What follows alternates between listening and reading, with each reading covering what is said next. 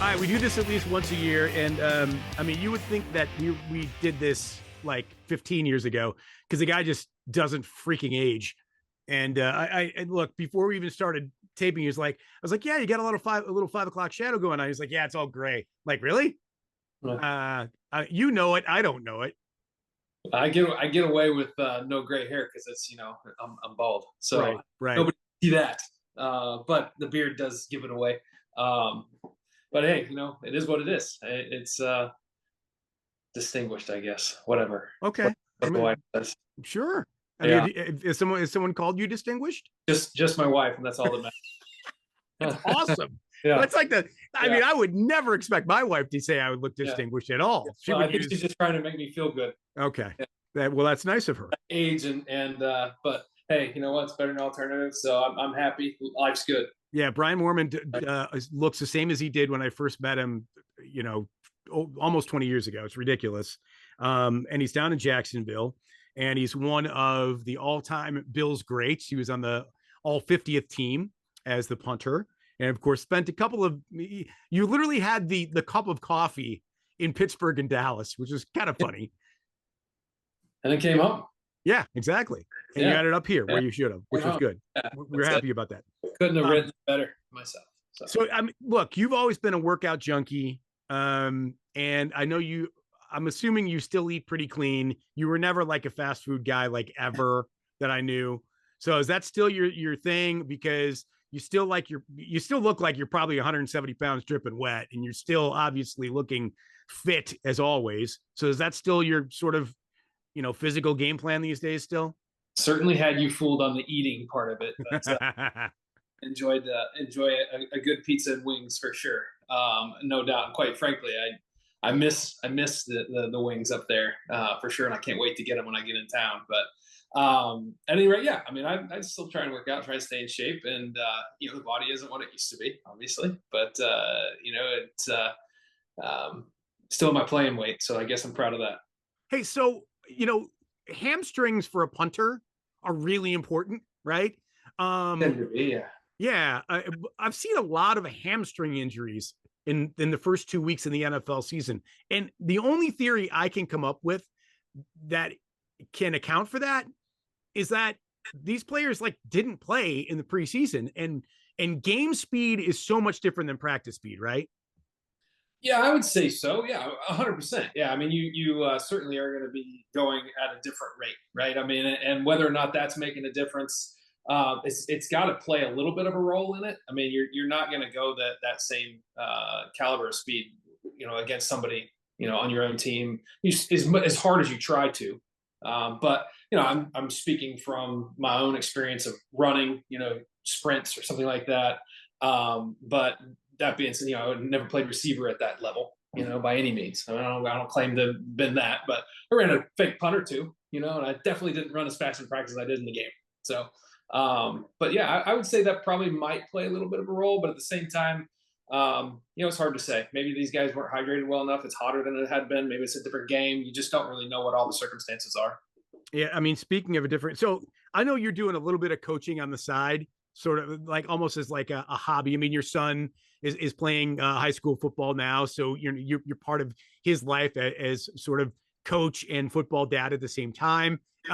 Does he like you coaching and being a dad at the same time? I mean, there's challenges. yeah, right. Almost any dad I talk to says it's a challenge, but I love helping him. I love talking. I love going out and working with him. I love throwing to him. He's playing some receiver and slot, and then probably the thing I'm even most excited about is pretty darn good long snapper.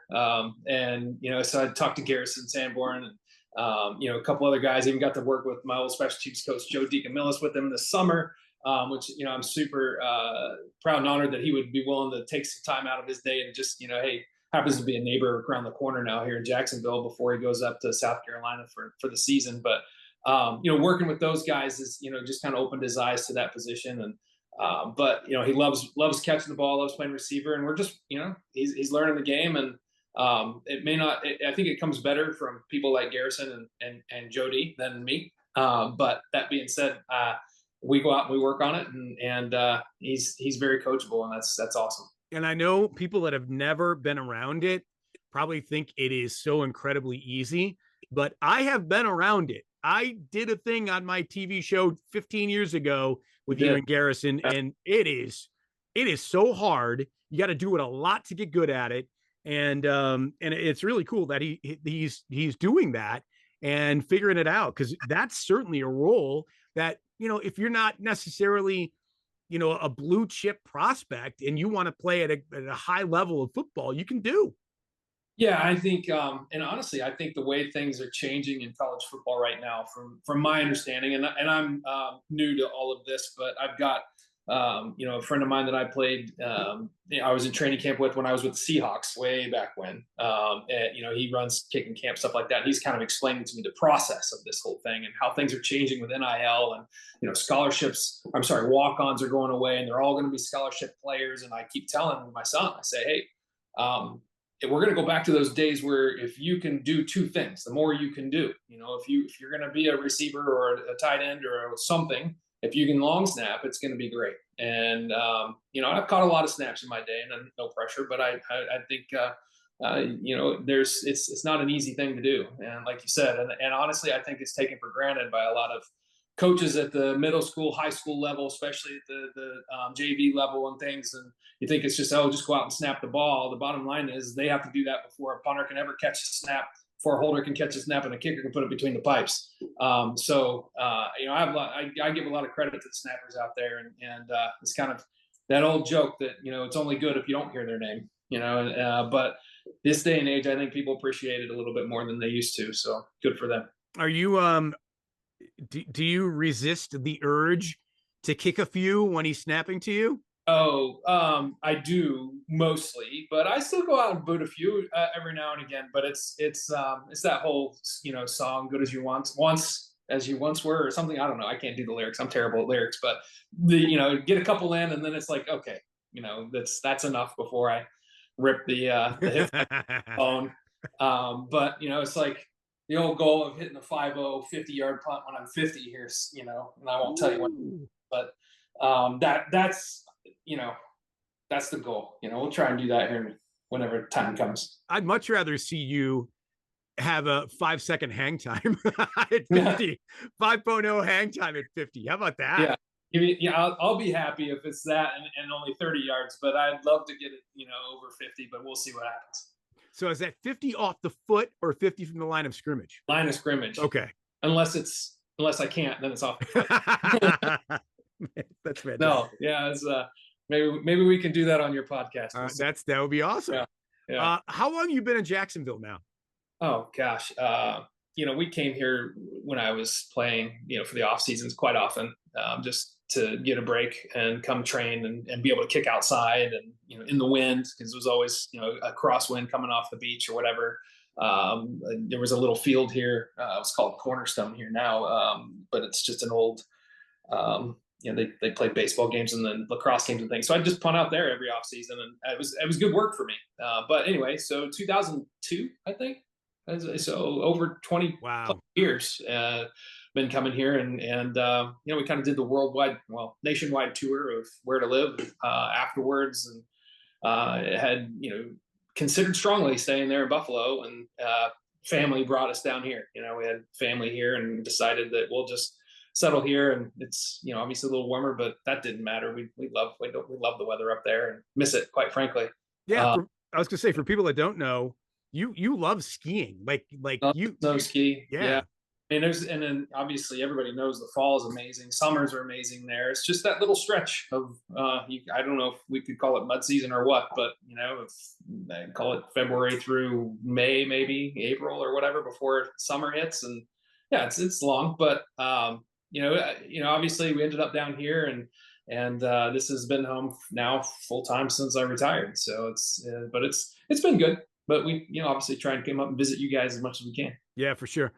We're obviously going to talk some football. The Bills off to a great start. The Jags not so much, leading up to Monday Night Football. And you have told me that you will be up here this weekend. Yeah. And we'll get to that too in a second. In Jacksonville, though, you, upon retirement, got into selling real estate, and it's kind of cool because if you don't know a whole lot about Jacksonville, first of all, correct me if I'm wrong, but I think it's the biggest city geographically in the country. Number Square one, mileage square wise. Yeah. mileage, right, Yeah. not Yeah. population wise, but Right. and then the waterfront, the beachfront is remarkable. Like there are some really, really amazing high end pieces of real estate down there that I know you sell. And I bring that up because my wife and I, my wife Jen, we watch shows like Selling Sunset, and I think there's another one called like Selling Manhattan or something. And I'm like, man, this is so Mormon. Like Mormon's got to do Selling Jacksonville, because it would be like you'd be the guy, and then you'd have all these beautiful people like around you selling all these like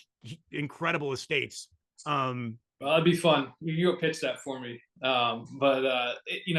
It's a great area, and I think it used to be I used to say it's the best kept secret in Florida. I think the secret's kind of been out. I think COVID actually kind of let the cat out of the bag a little bit about this area, and you've seen the prices jump significantly since I started in the business. But honestly, that's kind of nationwide, really. I mean, but that being said, it's great because we get a little change of season here, and I get a little taste of winter. We can get into the 20s and 30s, and in inland, you can get into the teens overnight. But usually during the day, it's only max 45, for a low, but typically low 50s. So I say you get a taste of winter, but it's a much colder 50 degrees than it is when it gets to be 50 in Buffalo, and we'd get our t-shirts and shorts out, in the winter if that ever happened. But that being said, it's a great place to live, and a great place to raise a family. Schools are great, and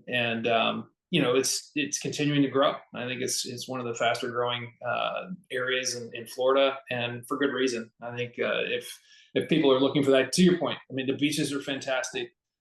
There's a lot to do here. You've got everything. I mean, there's a lot of things that are close. I mean, if you like Disney, it's really literally 2 hours away. You can make a day trip of it. We go down to Miami Heat games once a year. It's only 4 or 5 hours away. So there's a lot of things that we can do, and obviously enjoy getting out on the water, boating, and going to the beach, and still go and catch football games. I mean, if you love college football, you're an hour and a half, 2 hours from Gainesville. You're not far from Tallahassee. And then of course you've got the Jaguars, which, I prefer to fly up to Buffalo, but I will visit a Jaguar game once in a while. Duval, man, I will not yell at that though. Thank you. In my vocabulary, I support the Jaguars. I mean, I live here and I work here, but I'm Bills through and through. So I just go to watch and enjoy NFL football. I mean, I love the game, and I love being there watching it.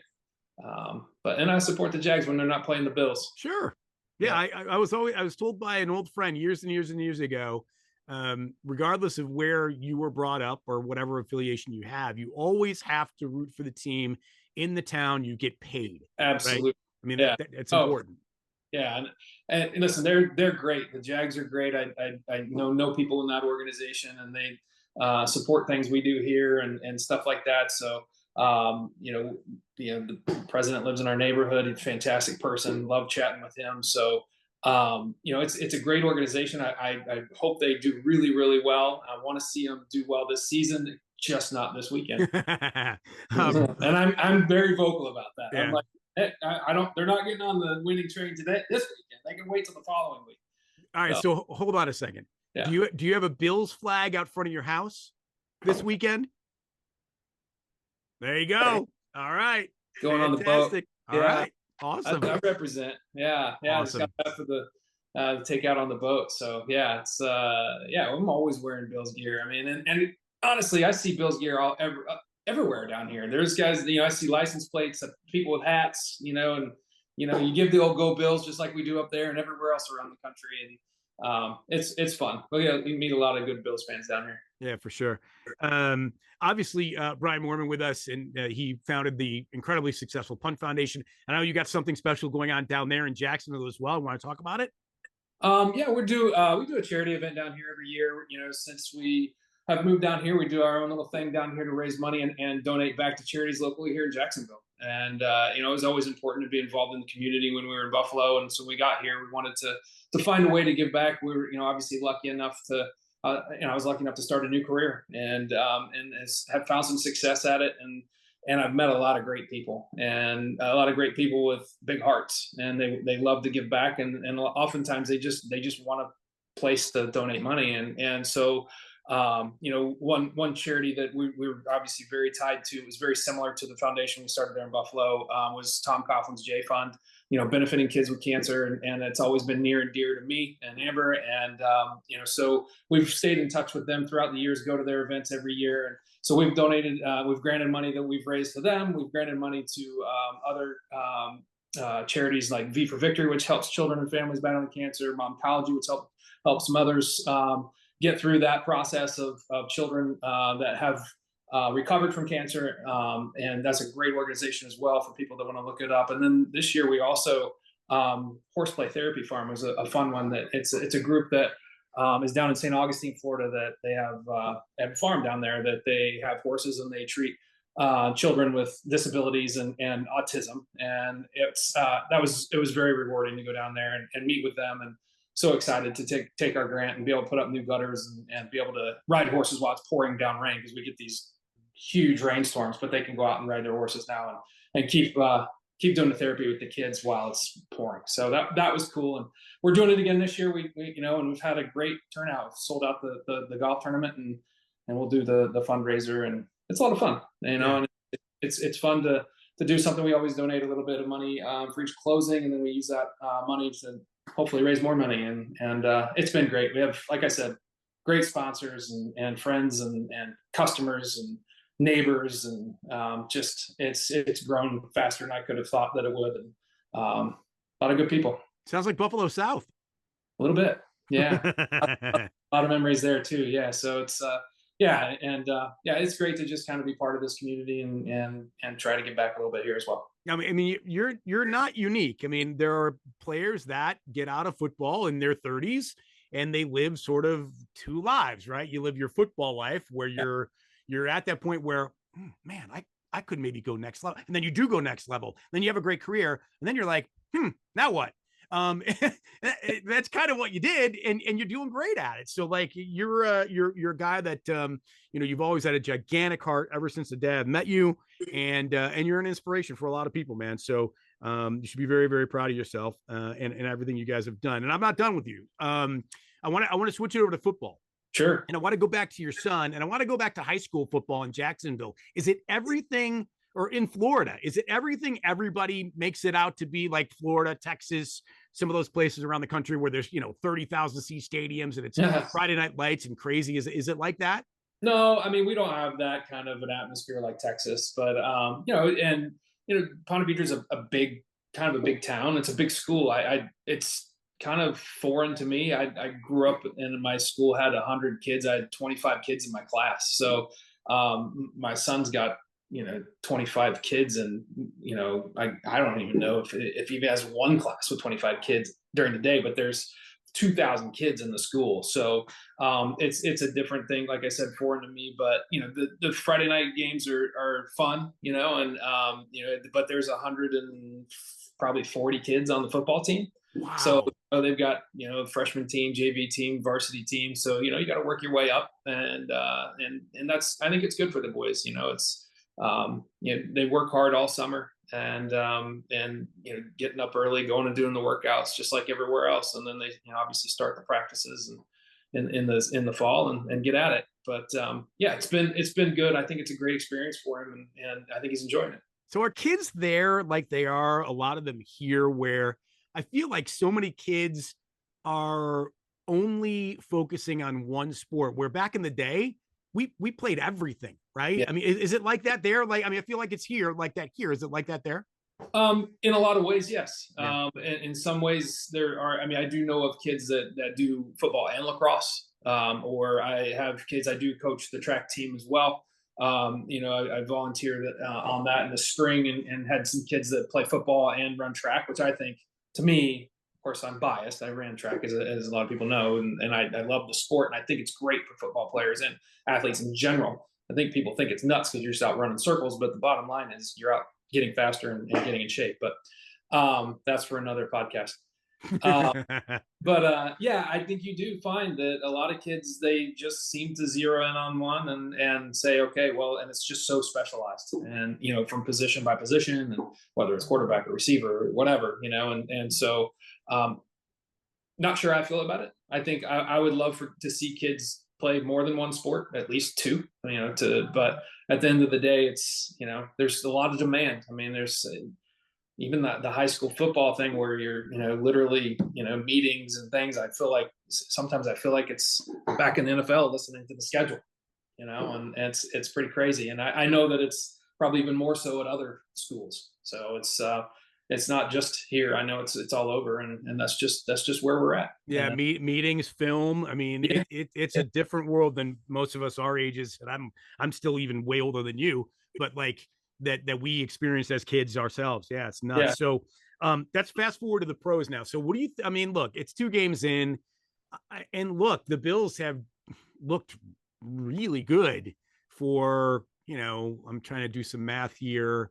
7 of 8 quarters, right? They've looked Sure. really good for Yeah, 7 of 8 quarters, maybe the best team in the league, but it's only 2 games, right? That's not get crazy at this point, right? yeah.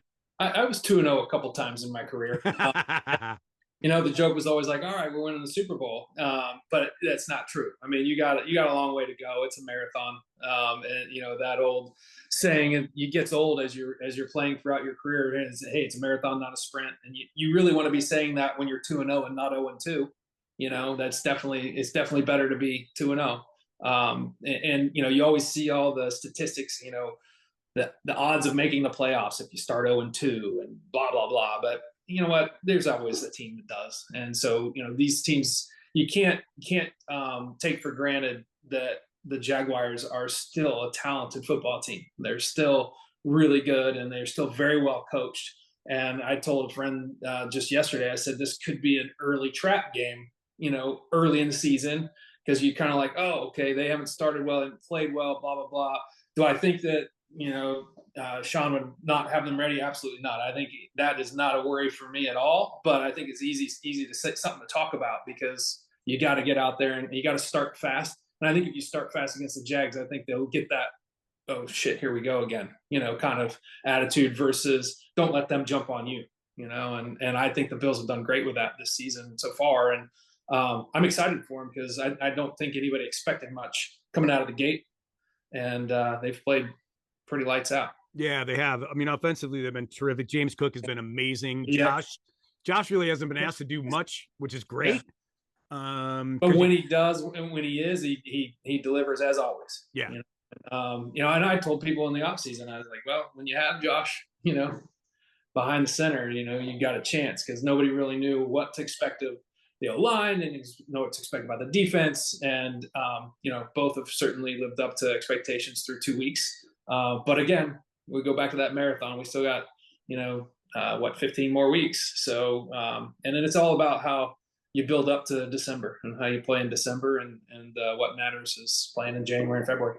and the other thing too is, I mean, how will the players that reacted so well in the Miami game Yeah. react, especially on the defensive side, the Ingrams and the Cam Lewis's and the Balin Spectors of the world? How will they react having to now game plan going into this game, knowing they're going to play like for 10 days instead of knowing maybe a couple of days, or plays literally Balin Spector for Bernard that they're actually going to play? So how they prepare is obviously going to be a lot different than it was probably as starters now.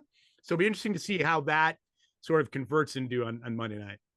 Well, hopefully, in a positive way. I mean, obviously Yeah. they stepped in, and it is always, you got to have that next man up mentality. I mean, you hate to see an injury like that happen, especially to somebody that's a leader like him. But at the end of the day, somebody's got to step up, and I thought they played really, really well.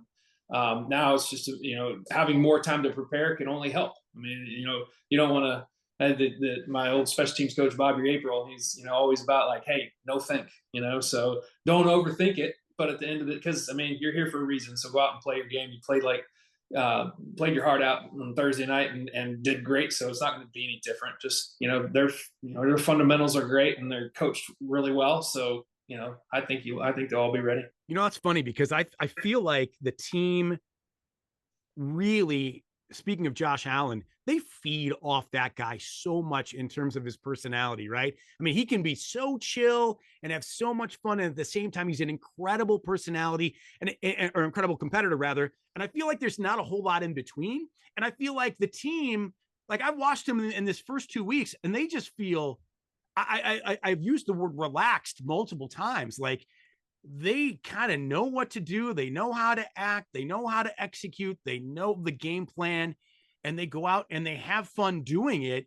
And I feel like their quarterback has rubbed off on every layer of the team, veteran on down, to get them to play at the level that they have.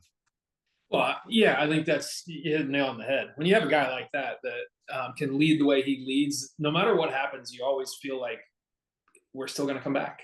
I mean, he could be down 21 or up 21, but you have him, and it's going to be it's going to end the way you want it to end. And and I would argue that it's similar to the way the Chiefs feel with Mahomes behind center, right? I put Josh up there and above. I mean, I think that, and again, I'm biased. I bleed blue and red, obviously, but I think that anytime, and he exudes that confidence that he's going to keep the team in it, and no matter how far down they are, they're going to, we're going to keep grinding until we that last whistle blows, and hopefully they'll have 1 point ahead. And I think they believe that that's going to be the case because of him leading them. I mean, McDermott preaches family, and I feel like there is that fight for each other mentality all the time on both sides of the football, which is really, really pretty cool. So, speaking of the quarterbacks, so what do people think about in Jacksonville about Trevor Lawrence at this point? I mean, I suspect he hasn't lived up to what people thought he might. He's a little bit of a disappointment, but what do you think? Or what do they think? I don't hear a lot out. I mean, I will say this is, you said it earlier, it's such a spread out area. So it's not like Buffalo, where we're all kind of, it's just so tight knit and close. So I don't hear a lot of talk about it. And it's a kind of a melting pot too. I mean, while, like you said, a lot of people support the Jags because we live here, and work here and everything else, but we also have teams elsewhere. So there's not a lot of water cooler talk, so to speak, and that I'm around anyway. Of course, I work from home and out in the area, and people are frustrated, but they're frustrated also that UF isn't playing well, or FSU is not playing well. There's a lot of college football going on here.